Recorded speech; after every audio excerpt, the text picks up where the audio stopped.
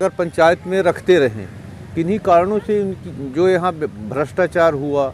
इनका पूर्ण रूप से मुद्दा है खरीदी फरोख्त में।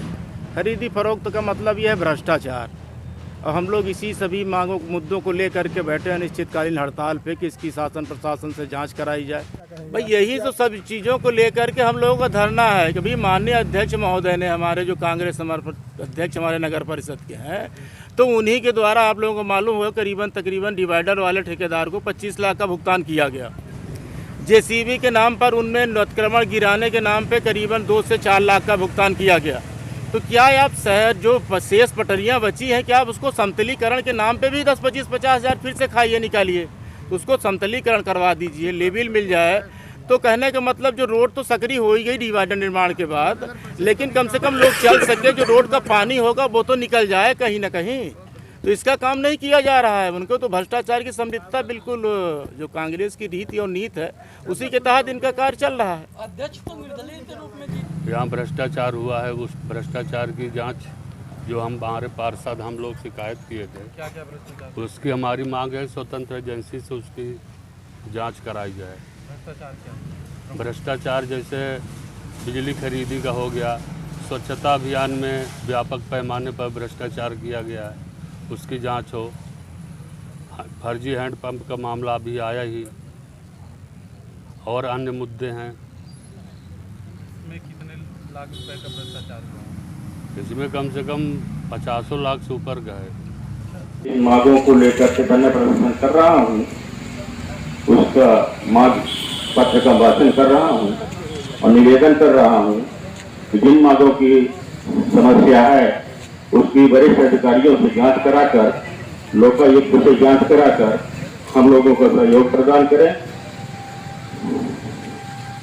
पहला नंबर है नवंबर 2022 में भुगतान किए गए पूर्व में किए गए हैंडपंप खनन के फर्जी भुगतान की उच्च स्तरीय जांच कराई जाए। जो हमारे पार्षदों की मांग है, जो उन्होंने हमको बताया कि वर्क आर्डर कराए जाएं जिनके टेंडर हो चुके हैं, और उस पर जल्दी ही वो सहमत हुए हैं, और मैं समझता हूं कि जो वर्क आर्डर के लिए पेंडिंग काम है वो पूरे हो जाएंगे। नमस्कार दोस्तों, BMS न्यूज़ में आप सभी दर्शकों का स्वागत है।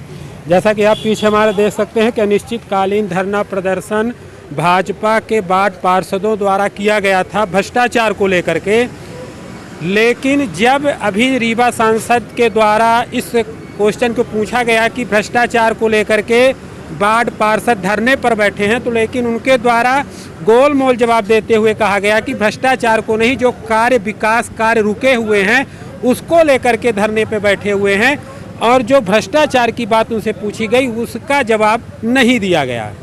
तो क्या यह एक केवल भाजपा का हाई वोल्टेज ड्रामा था धरना, या तो फिर सिविल हॉस्पिटल मऊगन थाना और कई जगह वर्तमान विधायक के द्वारा धरना दिया गया, तो क्या उन्हीं के पद चिन्हों पर चल रहे हैं भाजपा वार्ड पार्षद?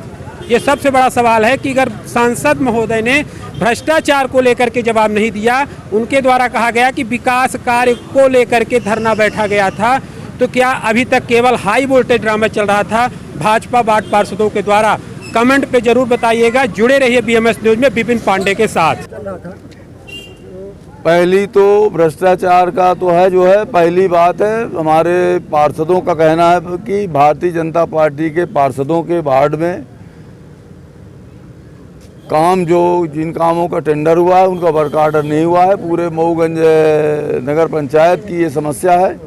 तो सबसे पहली जो हमारे पार्षदों की मांग है, जो उन्होंने हमको बताया कि वर्क आर्डर कराए जाएं जिनके टेंडर हो चुके हैं, और उस पर जल्दी ही वो सहमत हुए हैं, और मैं समझता हूं कि जो वर्क आर्डर के लिए पेंडिंग काम है वो पूरे हो जाएंगे।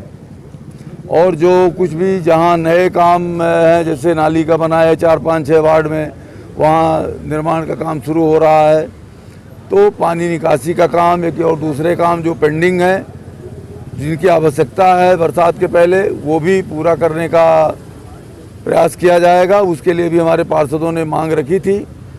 जो अनियमितताएं हुई उनके लिए भी उन्होंने मांग रखी है, उसके लिए भी उच्च स्तरीय जांच कराई जाएगी। और अधिकारियों से मैं बात करके उसकी जांच होगी।